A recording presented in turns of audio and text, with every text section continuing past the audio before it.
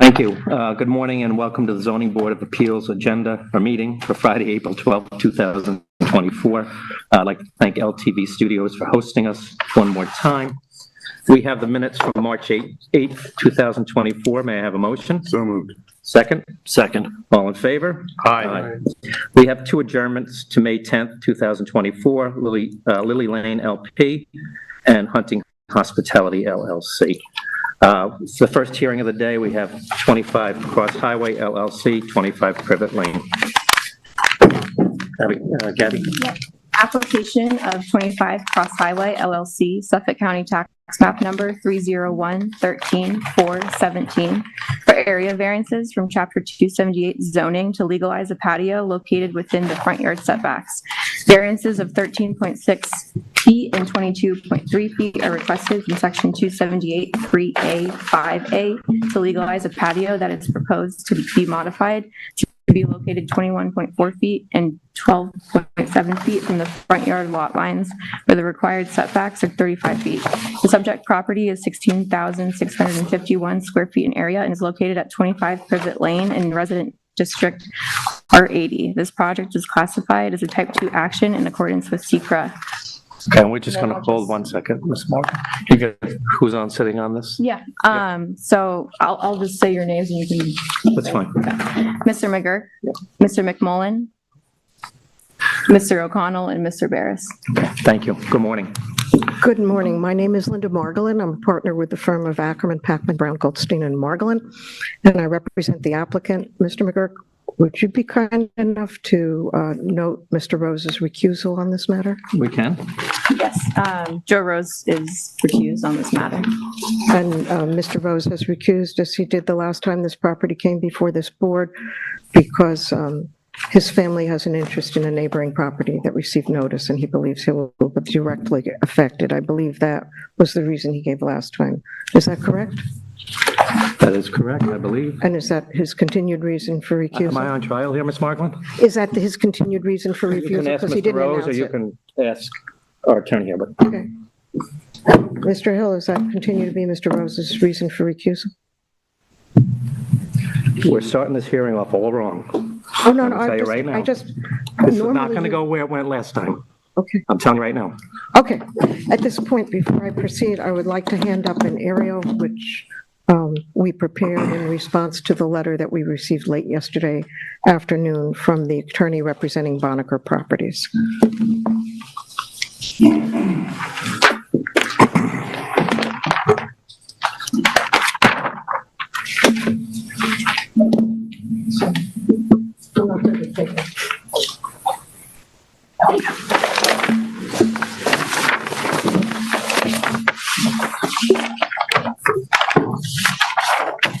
The applicant has been before this board before with a similar but not identical application.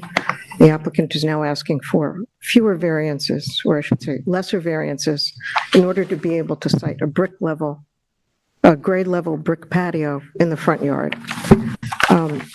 Due to the constraints on this property, which is on a triangular piece with two front yards and a relatively small lot, the 35-foot front yard setback would reach to the entirety of the front of the house, and there is no place abutting the front of the house where a brick patio could be sited without a variance. The brick patio that's proposed is relatively modest in size, smaller than we asked for last time, and basically big enough to accommodate some outdoor dining. So let me say, first of all, that the neighbor at 20 Appoquog, Mr. Brodsky, has emailed this board and indicated that they have no objection to the application. In order to understand which neighbors are affected by this application, that we submitted a number of photographs taken from various vantage points. This photograph is in your packet. It is the view more or less from the corner of 23 Appoquog, the Bonneker property. And you will see that the house is entirely invisible from this vantage point. There's not only a hedge, but there are several tall trees that completely prevent any view of the house, which would mean that you would be unable to see the brick terrace or people standing or sitting on the brick terrace as well. So what are the issues here? The suggestion was made before, and the ZBA determination that was rendered before said that there was an alternate location where this brick patio could be placed. But in order to do that, the applicant would have to give up the variance that this board previously granted in 2004 to place an extension on the house in the same location where the patio would otherwise go. It's not a reasonable position to ask the applicant to give up the development potential on this lot. It's not a reasonable alternative location, and I will note in passing that Bonneker Properties is on record in 2015 in opposing amendments to the village code as indicating that it was important, as is understandable, to preserve the development potential of a property even if it hasn't yet been developed. So the Bonneker property is vacant, and the objections basically consist of two things. One is that it will change the character of the neighborhood, and the other is, I think, that the noise of people congregating on the brick patio will be annoying. So, first of all, let me say that the village code identifies those things which are noisy and which require extra setbacks. Those are swimming pools, playing courts, pickleball courts. What we are talking about, people sitting and dining outdoors, is not one of those things. So it's not identified by the village code as a noisy activity, and it is a customary activity that people engage in on residential properties. The other objection about the character of the neighborhood requires this board to take a hard look at what the neighborhood actually is. Now, I know that the Village Comprehensive Plan from 2002 makes a point about how this village is comprised of many different neighborhoods with different development patterns. So the 23 Appoquog property owned by Bonneker, the objecting neighbor, is part of the historic summer colony area, which is characterized by larger lots and larger houses. The applicant's property at on Privet, at 25 Privet, is part of a essentially unique triangular parcel, which was developed before zoning existed in this village, and consists of multiple small lots, virtually every one of which, either by dint of prior development or variance, has structures, in 4 cases, swimming pools in the front yard.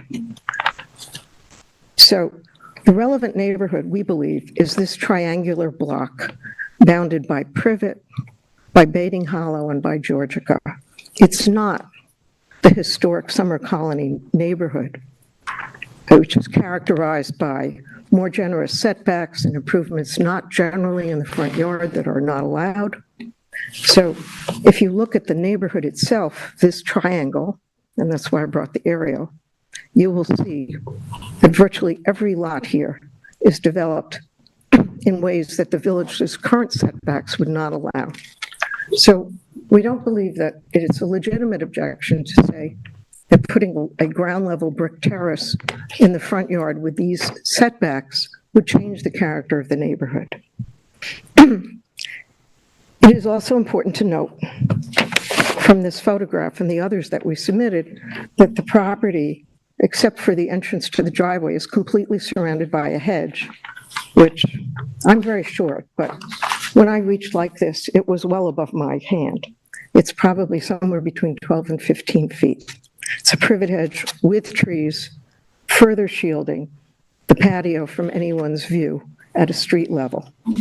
So what is the issue here? The issue here is whether we've satisfied the standards for the grant of a variance. Is it going to adversely affect the character of the neighborhood? If the board accepts that the neighborhood here is this triangle, it clearly is completely consistent with the character of the neighborhood. It's not changing the character.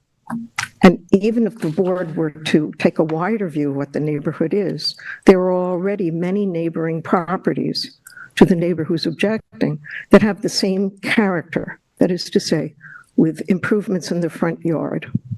So it's not going to, on an objective basis, it will not change the character of the neighborhood.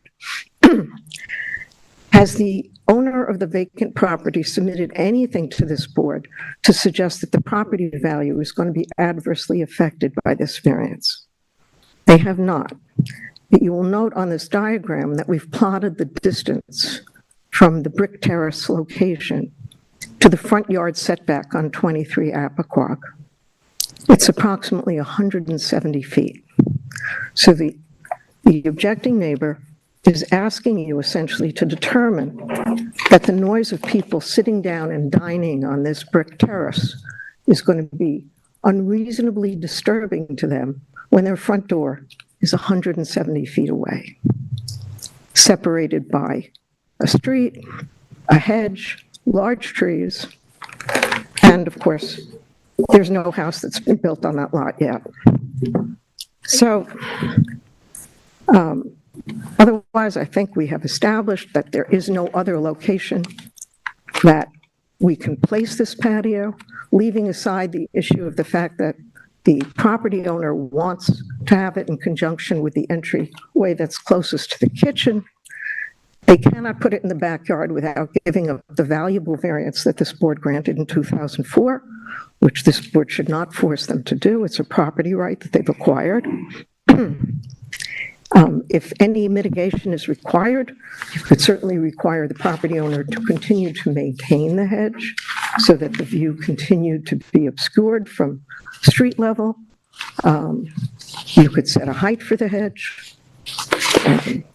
If you thought that winter use was a problem, you could specify an evergreen hedge. But other than that, I believe I've covered all of the issues. None of the other neighbors have objected, and they are all quite a bit closer. Thank you. I'm open to questions from this board. Board members? Any questions? I don't have any questions this time. No. Thank you. Anybody in the, Mr. Whalen?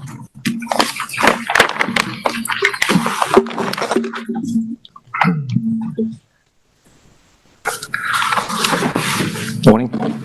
Good morning, Mr. Chairman, members of the board. Richard Whalen, attorney with Whalen Fowler PLLC in Amagansett, and I represent Bonacker Property, which is the owner of the vacant lot that Ms. Morgan referred to on the other side of Appoquog Road. First of all, it is a vacant property, but it will be built on someday without doubt. And as you're well aware, any variance that you grant, if you were to grant the variance on this application, will run with the land, and presumably that patio would then be there for many years to come. So that's why my clients are concerned about the application. I was before you 3 years ago on the same property, on the same application, basically for the same patio. The difference was at that time, the patio had not yet been built. Today, the patio has been built. What happened in the interim was the zoning board denied the application made in 2021. Your determination was filed, I think, on July 14th, 2021. The applicant, still the current owner of the property, challenged that in an Article 78 proceeding. They lost. The zoning board's denial of the application was upheld.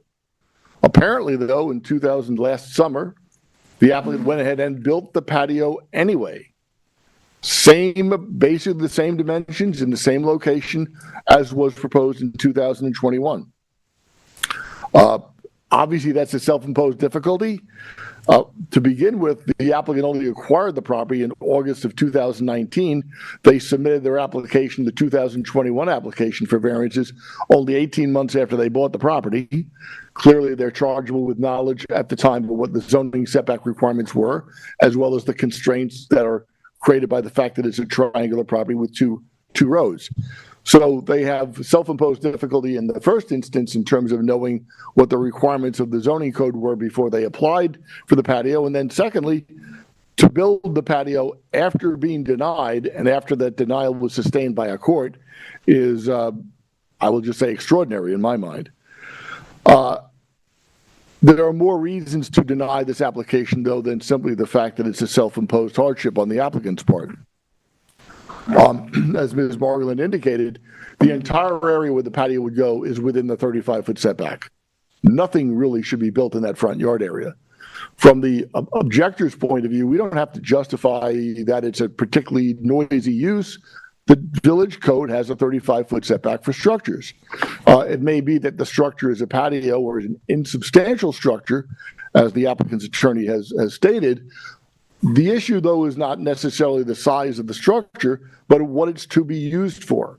And in that respect, the applicant has pretty much made the case in opposition, I think, for us. They say that the patio is intended to be integrated into the life and flow of the house, that it will give them an extra outdoor room. If they want to have an outdoor room, then for their own privacy and that of the neighbors, the best place to put that is behind the house.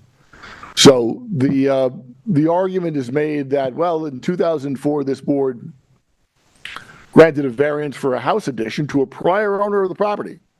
In 20 years, that has never been acted on. To me, it seems poor policy from the zoning board's point of view to predicate the grant of additional front yard setback relief on the fact that you already granted prior relief 20 years ago for a building that's never been built. So the applicant may have a choice to make whether they want to sacrifice a potential future house addition, which they didn't apply for and which they didn't get approvals for. And I'm accepting that there's probably still a live approval, but they have a choice to make whether they want to do that or whether they want to use that area for an outdoor patio. So in 2021, the ZBA found in its determination that the patio, which is basically the same size, same location as you have today, except that the applicant has put in a curved boundary along the southern side, still requires substantial front yard setback variances. The dining area, the place where you would put tables where people would sit, is still essentially the same place that it would have been in 2021. And at that time, the zoning board found that the patio would, quote, produce an undesirable change to the nature and character of the neighborhood, and there will be detriment to nearby properties. There is no reason today, no changes of circumstances since that time that would warrant a different determination. So we ask that you deny the variances. Thank you. Does anybody else like to speak regarding this matter? Mrs. Margolin? I think it's important to note that I believe Mr. Whalen is suggesting that this board is bound by principles of res judicata from granting this application. I don't think that's true because I think the application is different enough that the board is not so bound. But I also say that the principles of res judicata do not prevent this board from correcting a mistake. And respectfully, I think that the prior decision was born out of consideration for a neighbor who was a member of this board, and that a careful examination of the objections shows that the principal objection is that people congregating and dining in the front yard of the property, which they are absolutely allowed to do at the present time, will be annoying to someone, but it is a permitted use and not a noisy use. I'm sure all of us have sat outside and dined at some point, and the level of conversation that will take place is something that people are allowed to do on their properties. So saying the fact that granting this variance will allow someone to do what they are allowed to do in any case is not a legitimate reason for finding that it will disturb the character of the neighborhood. And as I've pointed out, and as I don't think is disputed, for this triangular parcel, this is completely consistent with the character of the neighborhood. And all of us understand, particularly if we come out of New York City, which I did, and I believe that the owner of Boddicker did too, is that every neighborhood adjoins some other neighborhood. There's always some issue at the boundary. And the Boddicker property is essentially sitting at the northerlymost boundary of the historic Summer Colony neighborhood. And basically it is abutting a neighborhood, the neighborhood that this triangular parcel represents, that was developed more intensely at a different time with different standards and continues to be developed in a way that is more intense with typical structures in the front yard. And the fact that you are abutting that neighborhood and don't care for that development pattern is not a legitimate reason for this board to disregard the appropriate neighborhood in considering the character of the neighborhood. So I would urge that you grant this variance. And I will also say that while I understand it's not a good look for applicants to come in and say, I already built it, please give me a variance for it. We know that that is, in some ways, the meat and potatoes of this board. It happens very often. The village code has enacted provisions that essentially punish people for doing that by doubling the fees for variances and doubling the fees for building permits. But it does not change the standards for granting a variance. The standards do not become more onerous because someone built first and asks later. And I urge this board to not consider that factor. It is a self-created hardship, whether it was already built or not. We don't dispute that, but that's not a reason for denying the variance. Thank you very much. Thanks, Ms. Moore. Anybody else have any comments? I just have one comment. Go ahead.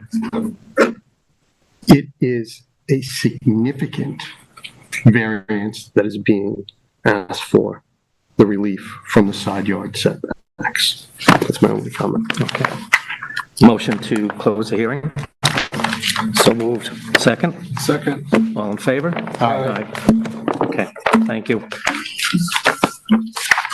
Next, please.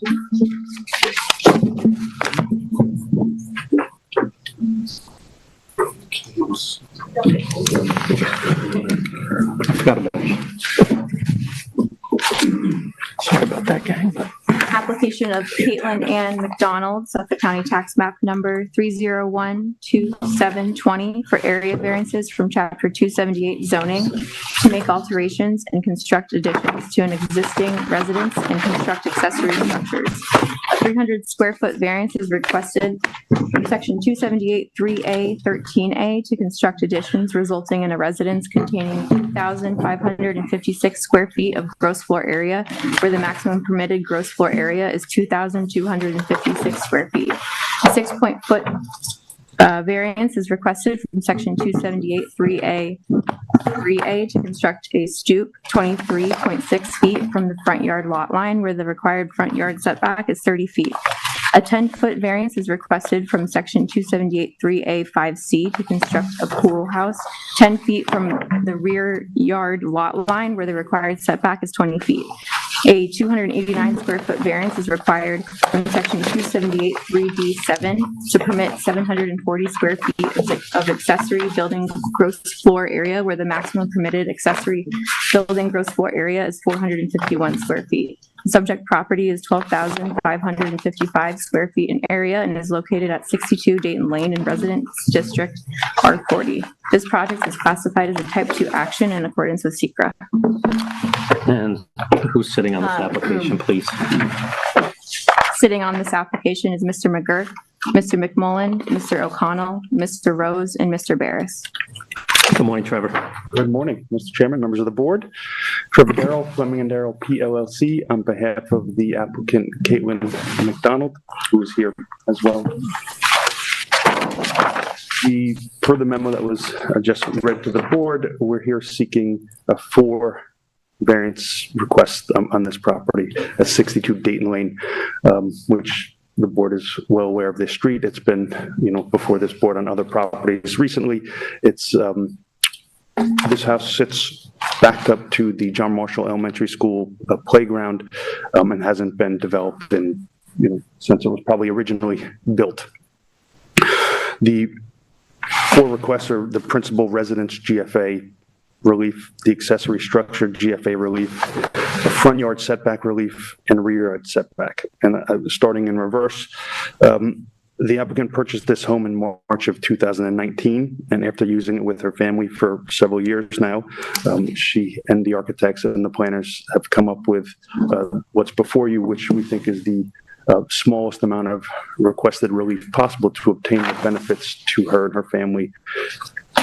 Starting with the front yard relief, the house is situated in its exact location at 28.6 feet from the front yard and has a pre-existing non-conforming front stoop. The proposed installation of a new front stoop is slightly retreating from the street, but it would still require the relief to be situated at 23.6 feet from the street. Second, the rear yard setback relief, the applicant's proposing, which we'll get to in a minute, but to install a pool house towards the rear lot line, which is, as far away from the street as we could put it in what we thought to be a reasonable location. In that, what the board's not aware of is that during the planning process, we did have it originally proposed to be near the property line to the east of the west of the property rather, and we don't want to encroach upon the neighbors of that residential house there, so we put it to a conforming location to the side yard relief, but pushed it back to 10 feet proposed in the rear yard as it backs up against the school playground. Again, it's not interfering with any residential property owners on that rear lot, which I showed in pictures, which I submitted to the board this morning. The look over the backyard fence, it's, pictures 1 and 2, you can see the distance, from where we're proposing to where the nearest structure for the school would be. It should have no impact on the school district at all. And the goal of the pool house is, one, to have a water closet and changing area, but also to install the pool equipment in the basement of that pool house, so that it would be, given the small size of the lot and the nature of the equipment, we're trying to keep the noise retardant. And the pre-existing garage on the property already exceeds the allowable accessory GFA for the property. So any additional accessory structure would require relief from this board. So the applicant and the architects thought it would be best to propose it as a pool house, so we have the combined benefit to the applicant, because even a shed to enclose the pool equipment is going to require relief from this board. It's an accessory structure.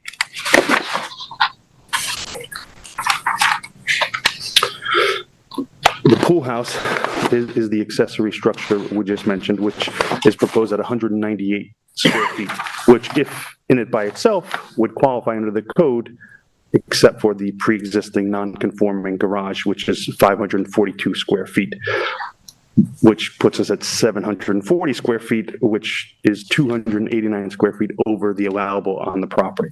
So only 451 square feet of accessory GFA is permissible. Given the location of the garage on the property, which you've seen on the Saska survey, it's not really conducive to using it or carving out a piece of it to make it into the pool house component, if that makes sense. So it's not near where the side yard of the pool, it's in the driveway portion of the property. So putting the accessory pool house structure on the side of the yard where the pool is going to be and the patio is going to be seems to be the best way to resolve that. And then the last variance, which certainly is the principal structure GFA. The existing structure sits at 62 Dayton Lane and has 2,254 square feet of existing GFA, which is the permissible amount on the lot. The proposed design seeks to have a final new GFA of 2,556 square feet. The allowable on the property is 2,256. So we'd be seeking 300 square feet of GFA relief from this board. When reviewing the plans here versus other plans that I've seen come before this board, I think we clearly fit within this board's prior precedents when seeking principal structure GFA relief. Mathematically, the applicant sits at approximately 13% increase over what's permissible under the code.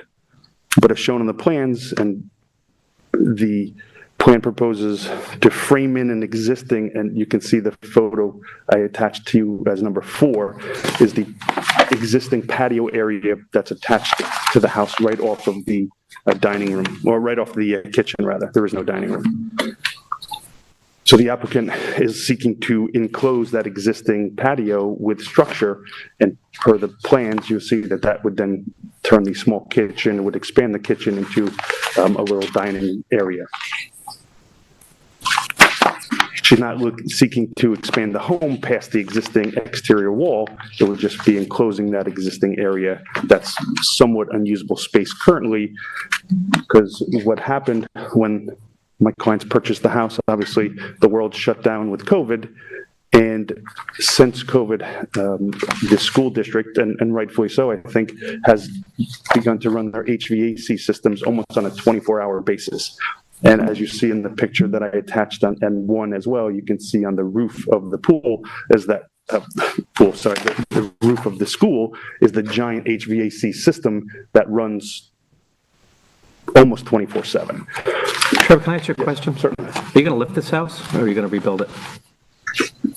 So they're going to lift it and put it back down. Okay. And per the plans, which I was going to get to in a minute, but I'll jump ahead. The roof height on this house is The same. 2110. It's going to remain the It's going to same. remain 2110. Visually from the street, there should be no impact. And I know the sort of the root of the code for GFA is this idea of massing. And no, we don't want to see giant houses on little lots. And the architect and the applicant worked very hard to make sure that that is not what happens here. The roof line is to remain the same. The proposed addition is on the rear side of the house, and visibly from the street, there should be no impact, but for there is a small dormer coming out the front of the house for a window that's going to be going in. But It's another shed roof dormer between the other two, correct? Okay. that's the, so the roof height, which is quite low compared to other houses on the street. And I've attached a couple of photos as well for the board to see that the neighboring houses directly across the street. And you can see that those roof heights are substantially higher than the applicant's proposed height here. But it is sought to benefit, the benefit to the applicant, I think, outweighs any detriment to the neighborhood. We're keeping it secluded, and only the encroachment is upon the John Marshall School. But even that, we're not encroaching on the rear yard setback when it comes to the principal structure, only on the pool house portion of it.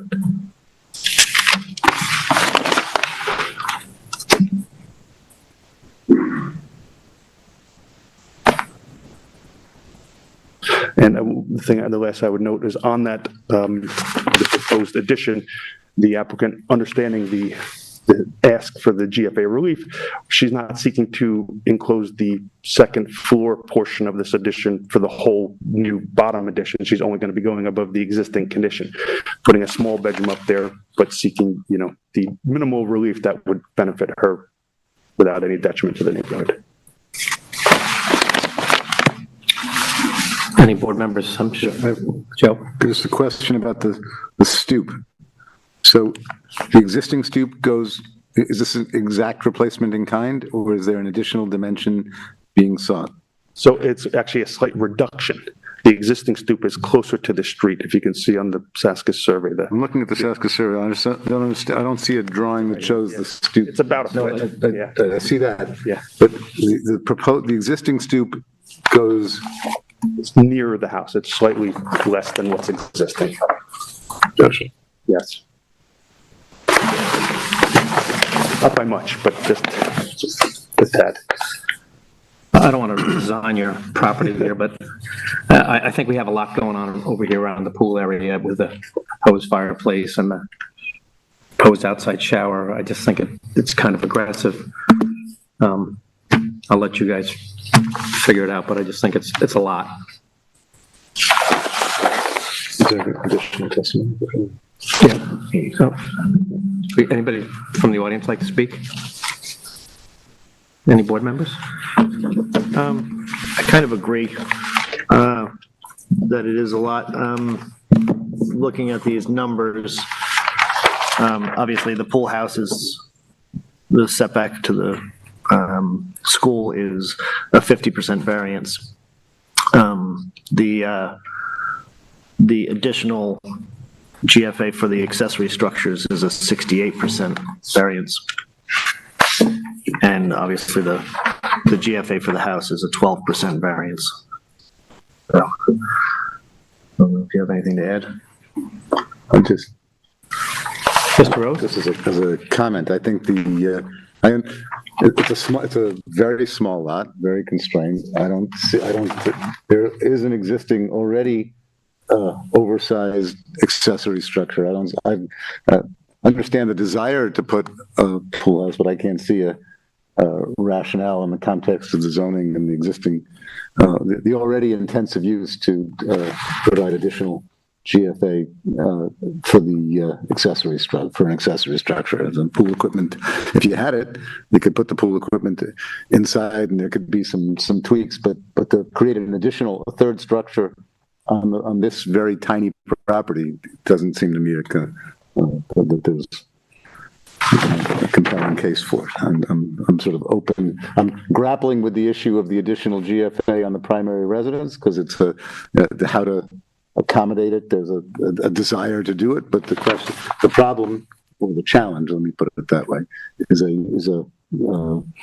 precedent in terms of every small house on every very small piece of property is going to want to have additional floor area. The zoning lays out what's permitted, and I'm just grappling. I don't have an answer today, but this is one I just want to think about. I think we're going to have an answer today, but should I suggest this? Why don't you come back to us? We'll leave the hearing open. Okay. Come back to us with, I heard some of the comments here. Philip? Yeah, I do have to say I'm pleased with how the architect worked with the applicant in terms of keeping the roof height, and as you said, keeping the mass, the appearance of the mass down. So that's my only comment. I agree with Phil's point on that, which is the problem is one of gigantism on very small lots. So that's the ability to keep the roof line and keep the feel is an important. It's why I find it a challenge as opposed to a nice try. I get it. Yeah, it seems to keep the character. So, let's keep this open until May 10th. I think May 10th is the next hearing. Yes. I think your big issue is the pool house. From what I'm hearing. Thank you. So we'll move into the last hearing of the day, please.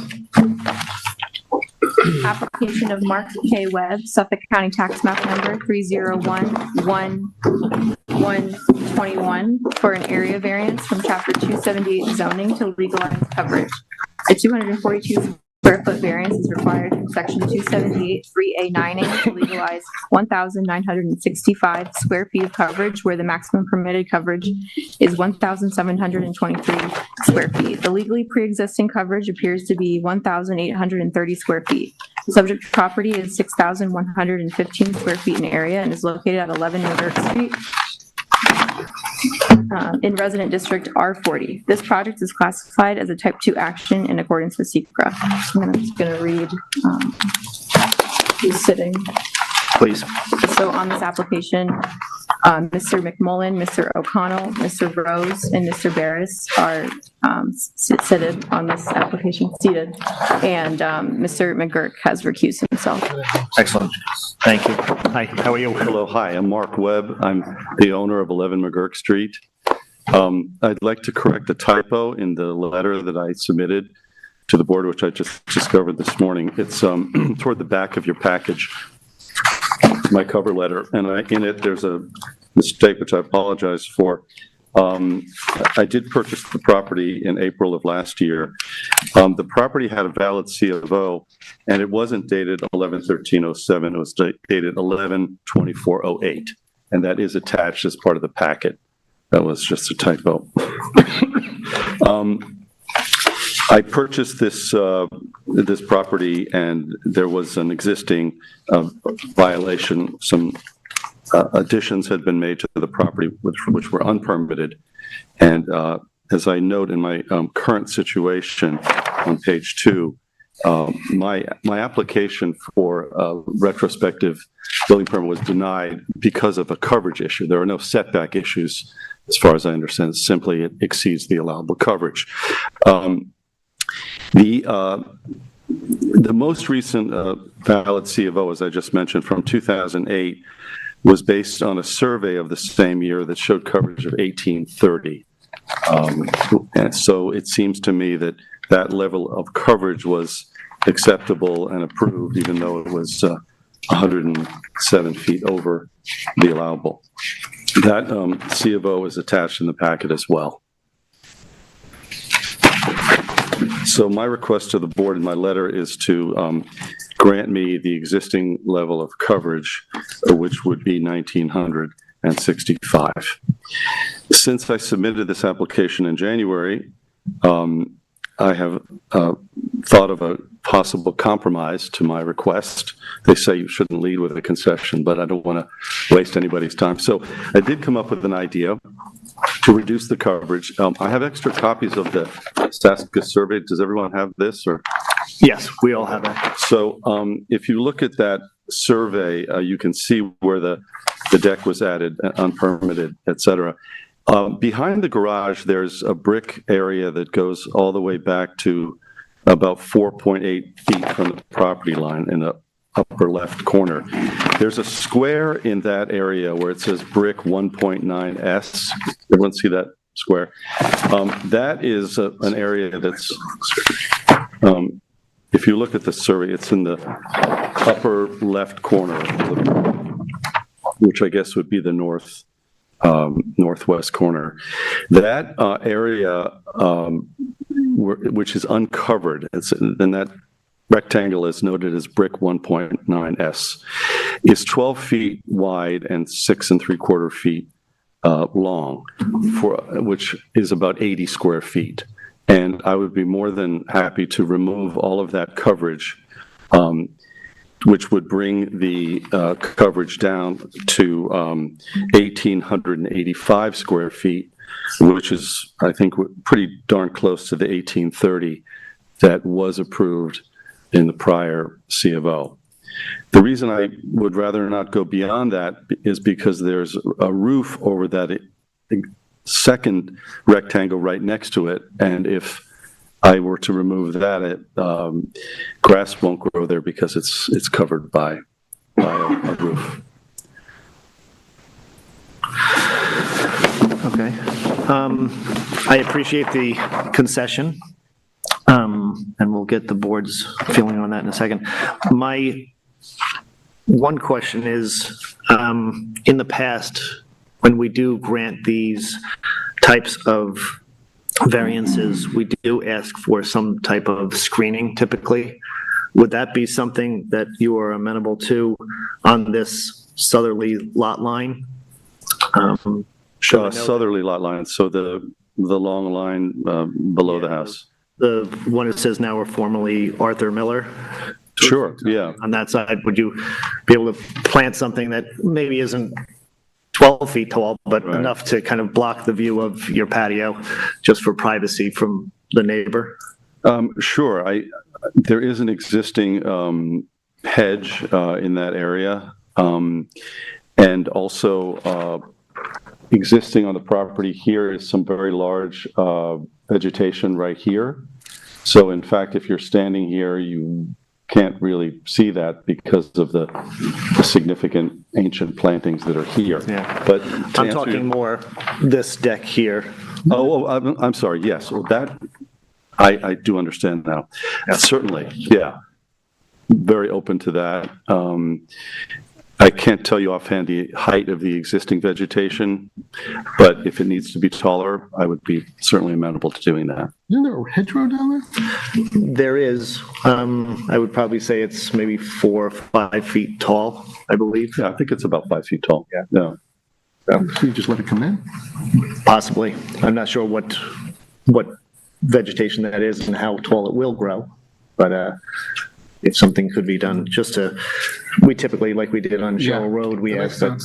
Yeah, so like, just not the whole, Yeah. not the full length, just the, Yeah, just so we're not sitting, because this does kind of come up a little bit, so you are looking kind of right into this. into your neighbor's yard. Yeah. Screening the neighbor towards me time.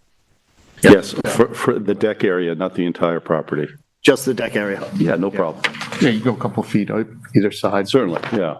It exists. It certainly could be taller. I'm not sure if it's privet or another privet-like hedge that's there now. I don't remember offhand, but whatever it is, it could be added to. It could be grown taller. I'm 100% amenable to that. There's a question. I know you didn't do it. You acquired the property after the non-conforming situation, but since I'm always concerned, as you know, about Camel's Nose precedential issues in terms of when was the nonconformance created, and what was the addition? And this Tom, maybe you I think it goes back to two owners. Thank you. Excuse me. Thank you. Thank you, Tom Priato for the village building inspector. So we noticed when Mr. Webb was obtaining his required C of O. I'm not exactly sure. We could look on the aerials and determine exactly when.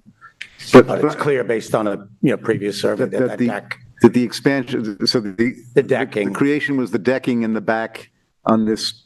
No, the patio was there. The brick was there. So it's the wood deck. It's the wood deck in the back of the house. Feet.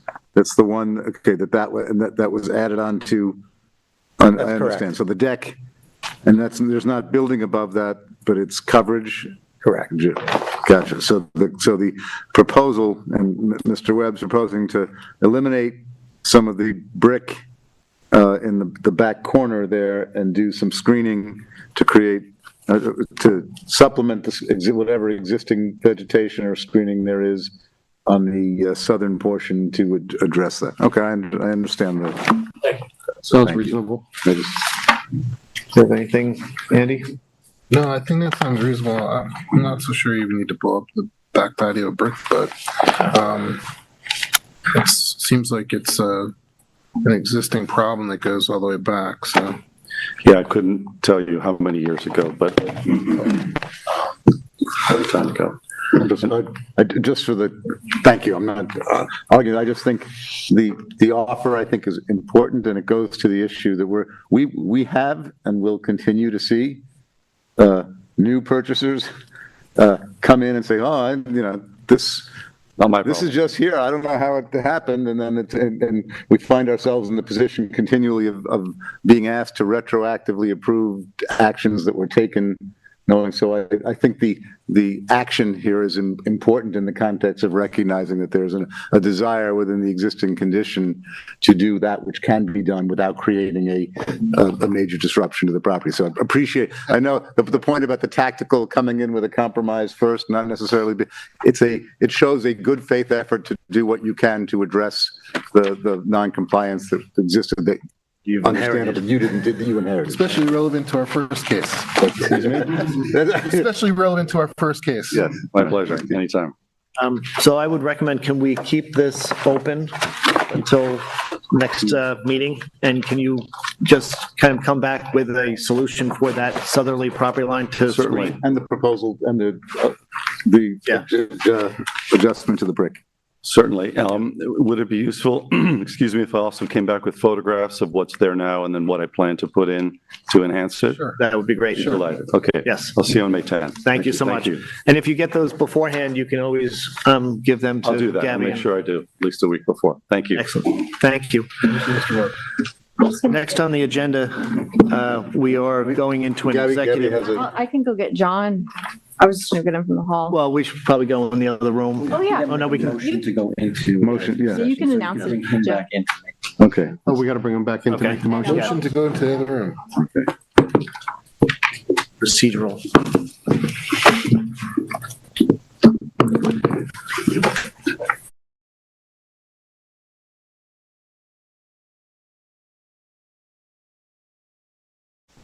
So we're going to keep the meeting open right now. We're now going into executive session. I make a motion? We have to leave it open though, to discuss pending legal matters. Once the executive session is concluded, the board will close the meeting, so we'll come back. So motion to go into executive session. And I second that. Thank you.